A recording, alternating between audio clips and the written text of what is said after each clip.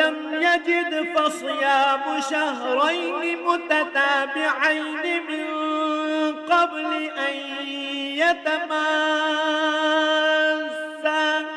فمن لم يستطع فإطعام 60 مسكينا ذلك لتؤمنوا بالله ورسوله وتلك حدود الله وللكافرين عذاب أليم। যে ব্যক্তি মুক্তি দানের জন্য কোনো দাস পাবে না তার বিধান হচ্ছে তাদের একে অপরকে স্পর্শ করার আগে একাধারে 2 মাসের রোজা পালন করতে হবে।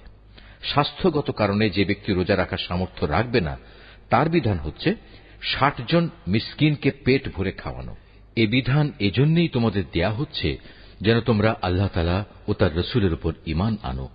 মনে রাখবে জিহারের ব্যাপারে এ হচ্ছে আল্লাহর নির্ধারিত সীমারেখা। যারা এই সীমা অস্বীকার করে তাদের জন্য রয়েছে মর্মন্তুদ শাস্তি।